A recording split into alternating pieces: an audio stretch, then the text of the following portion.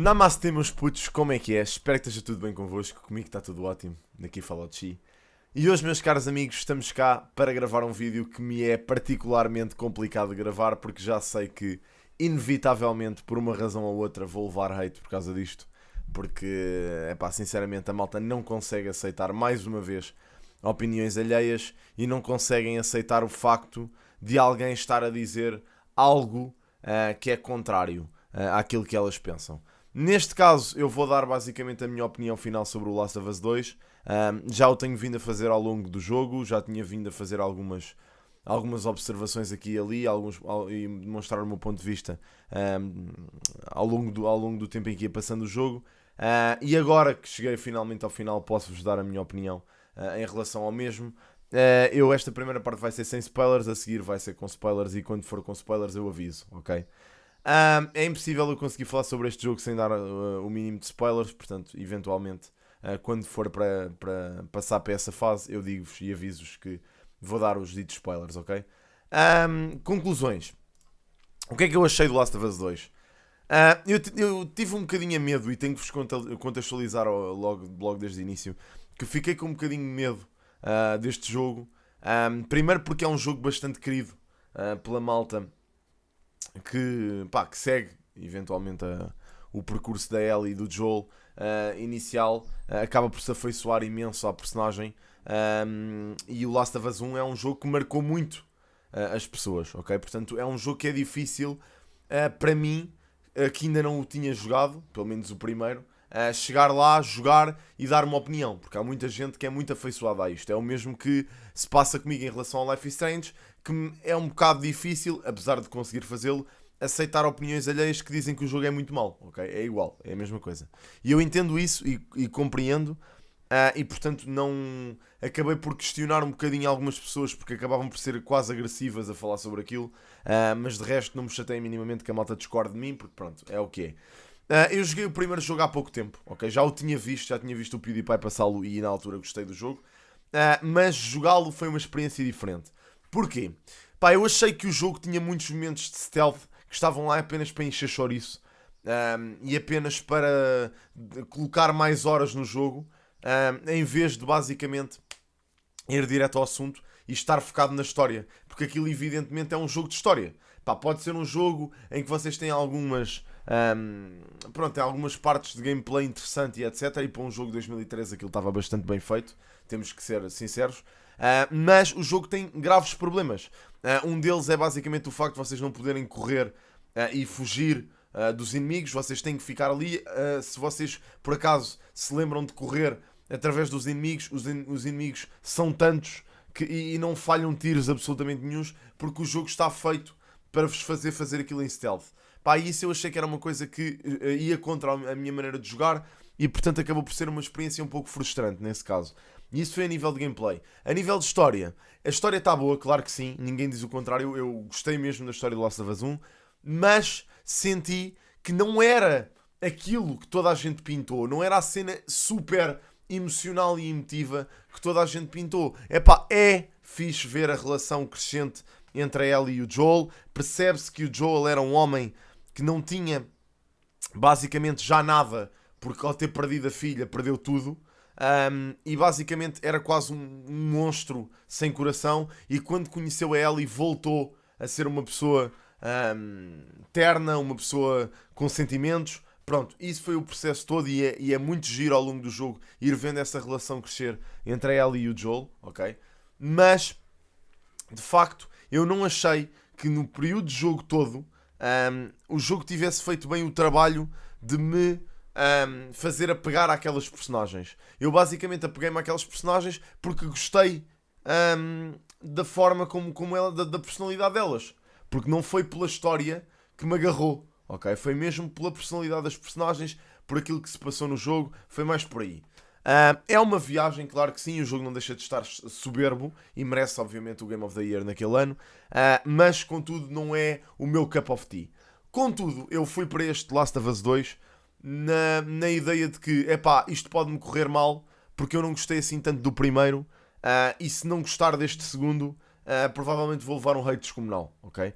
não fazia a mínima ideia das polémicas, não tinha visto spoilers nenhuns, não tinha lido sobre nada.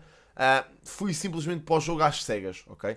Joguei o Left Behind, o DLC, adorei o Left Behind, gostei muito mais do Left Behind do que gostei do Last of Us 1.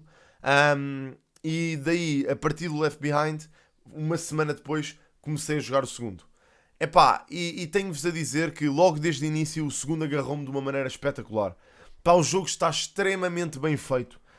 Em termos de gameplay, eu consigo ver muitas melhorias em relação ao primeiro. Há novos elementos, como por exemplo a cena da Ellie se esconder nas ervas. Isso faz muita diferença no gameplay e ajuda muito no stealth. Tem uma mecânica engraçada de basicamente há novas perks que já existiam no primeiro, algumas perks, mas neste há novas. Há armas diferentes, como por exemplo o lança-chamas. Há coisas muito, muito bem trabalhadas neste jogo que eu acho que resultam imenso. O que é que eu acho neste jogo que não achei no primeiro? Que é um jogo muito focado na história. Bem mais do que o outro, ok?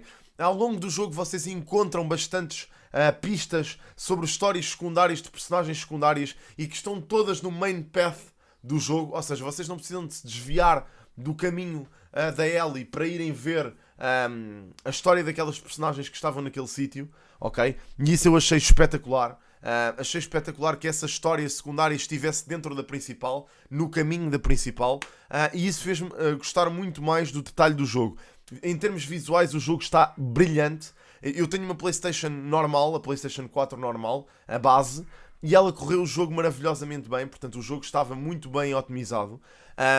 Os gráficos são incríveis, nem o Death Stranding, que eu achei que era over the edge no que toca a gráficos de PlayStation, nem o Death Stranding conseguiu apresentar os gráficos que o Last of Us 2 conseguiram.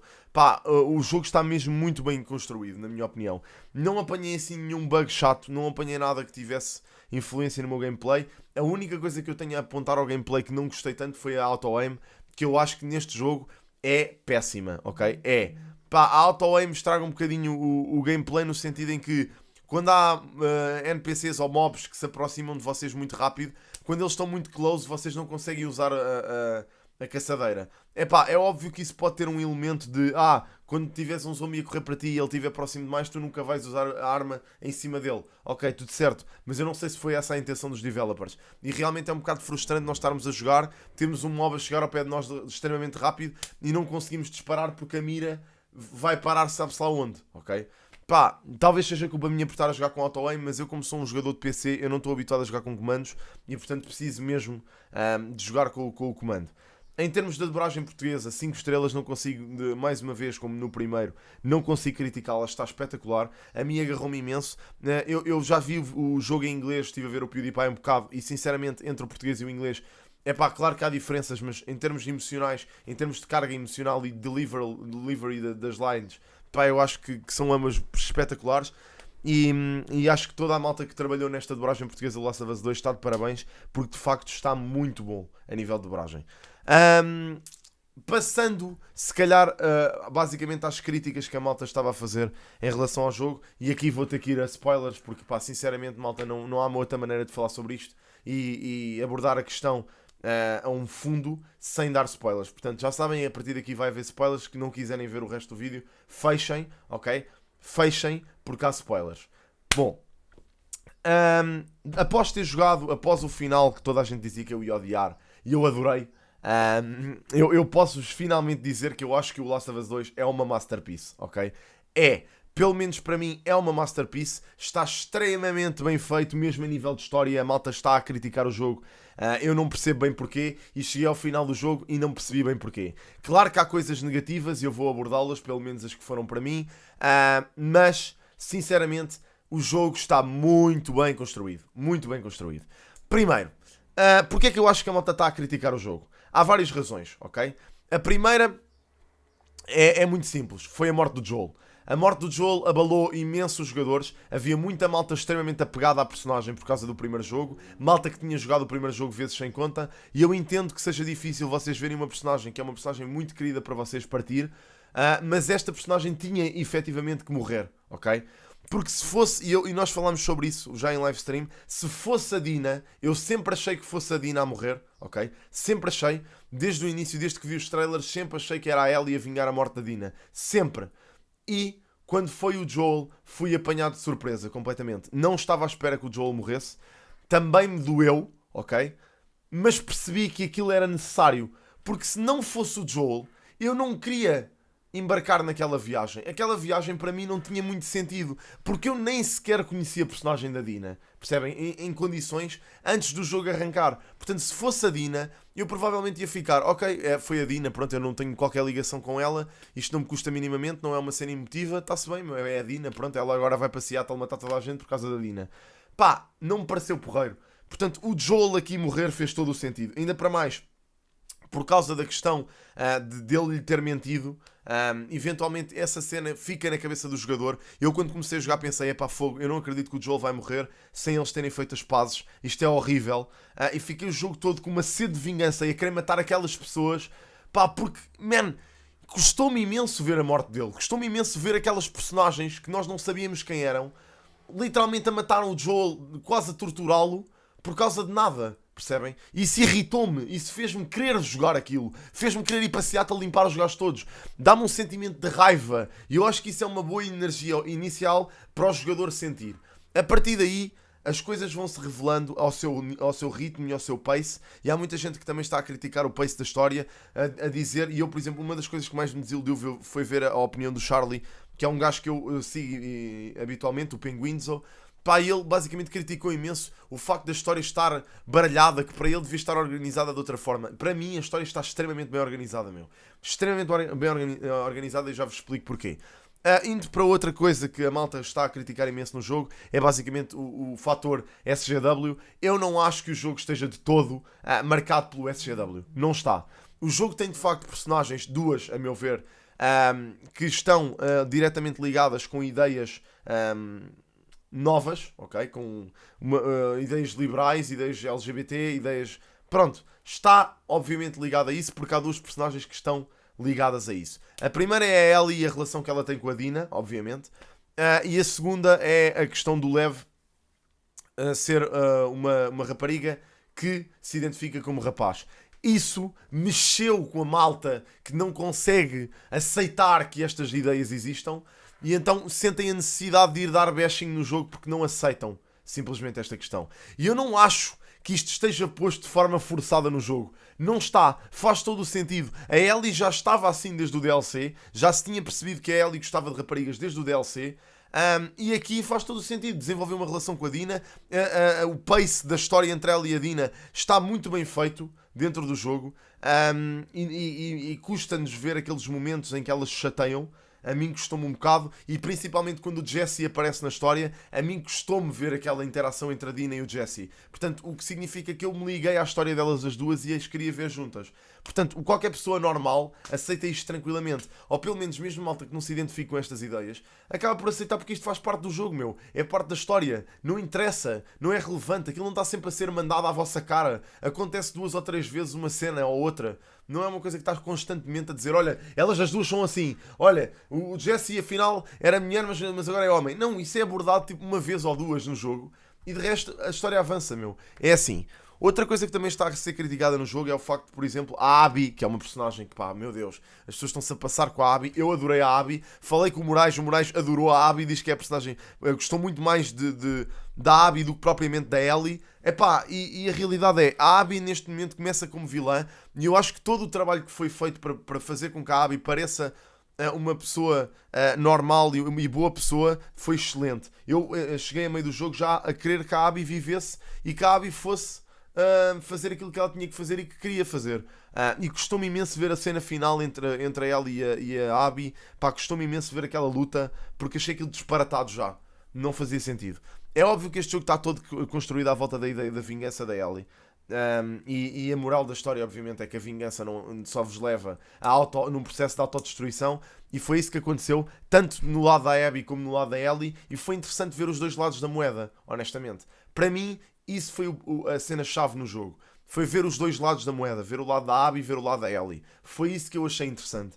E foi interessante desviar-se do caminho da personagem principal, que supostamente seria a Ellie, e entrar no caminho de duas personagens principais, ok? Eu achei isso incrível.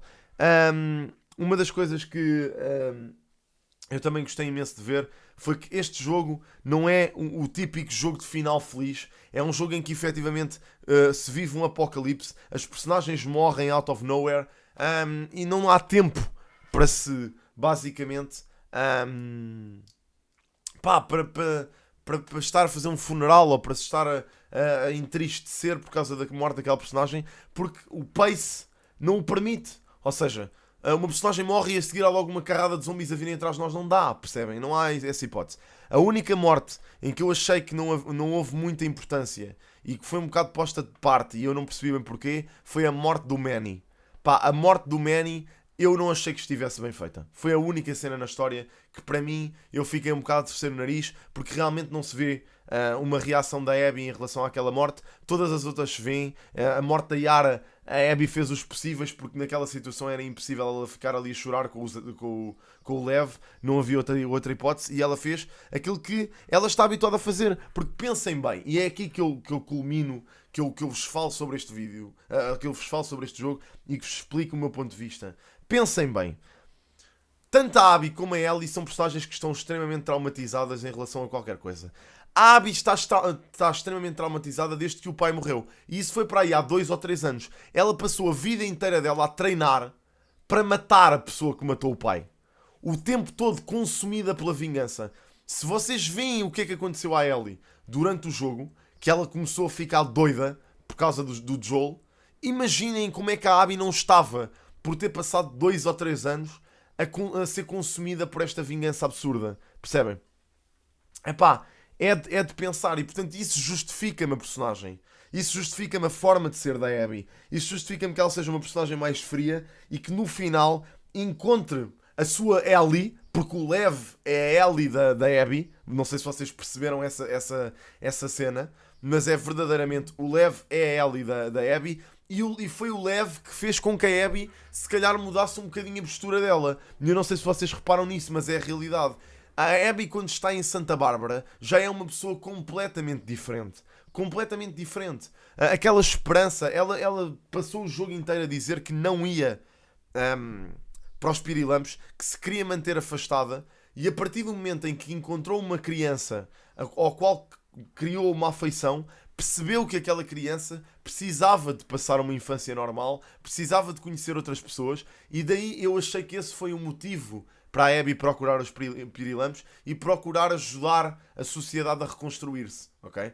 Epá, eu não acho que este jogo esteja todo mal feito, acho que o final foi extremamente bem enquadrado. A Ellie efetivamente deixou de ser consumida pela vingança e quando quis voltar à vida que já tinha, porque ela construiu uma vida com a Dina, tinha uma vida base feita com a Dina, estava feliz, só que a cena do Joel não a deixou descansar, percebem? E finalmente, quando a Ellie vê a Abby naquele estado e mesmo assim tenta lutar com ela e a tenta matar e tem aqueles flashbacks para a conversa com o Joel, percebe-se que ela se arrepende daquilo. Ela percebe que aquilo vai destruí-la como pessoa, fazer aquilo. Matar a Abby vai destruí-la como pessoa. E portanto ela obriga-se a parar. E foi isso que eu percebi no jogo e achei que isso estava muito bem feito. E achei que, pá, overall, o jogo está incrível, meu. Pelo menos foi esta a minha forma de ver. Achei que em termos de, por exemplo, uma das coisas que eu gostei imenso no jogo, que para mim não me serviu de grande coisa, mas que acredito que vai servir a outras pessoas, foi a accessibility. Eles trabalharam imenso nas opções de accessibility, têm imensas coisas, prestaram muita atenção a isso. Pá, o jogo está espetacular, o detalhe de Seattle está incrível e eu não acho de todo que a história tenha sido apressada. Portanto, vai ser um jogo que me vai ficar no coração, honestamente, vai. Tal e qual como o Death Stranding ou como o Life is Strange ou whatever, são jogos que me ficam no coração e este jogo vai ficar de certeza. Vejo que há muita gente que está basicamente a criticar o jogo sem o jogar e com base em leaks que nem sequer são verdade. Eu, por exemplo, levei um spoiler de um gajo que estava a fazer um rant ridículo no chat a dizer que o jogo estava uma merda e não sei o quê, só porque a Ellie morria no fim, e eu desde o início achei que a Ellie ia morrer no final por causa de uma infecção.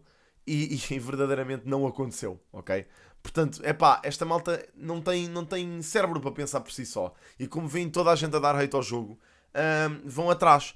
Dou-vos o exemplo, por exemplo, das atrizes que fazem dela e que interpretam a Ellie e a Abby na versão original do jogo, que estão a levar um hate descomunal nas suas redes sociais, por simplesmente porque as pessoas não conseguem separar o jogo da realidade. Pá, e é triste, basicamente. Obrigado por terem visto este vídeo, malta. Espero que tenham ficado esclarecidos em relação à minha opinião. Para mim é um 10-10. É muito possível que seja o Game of the Year. É pá, sinceramente, eu acho que é possível que seja o Game of the Year também porque Cyberpunk, em princípio, não vai entrar nesta competição este ano. Mas, é pá, quem saberá, ok? Eu, para mim, Last of Us é muito possível que seja o Game of the Year. Portanto, e eu acho viável. Obrigado por verem, malta. Se gostarem, deixem o vosso like. Sigam-me nas redes sociais, estão todas em baixo na descrição. E por último, subscrevam o canal, que de facto é o melhor que me podem fazer. Mais uma vez, obrigado, malta. Grande abraço. Portem-se bem.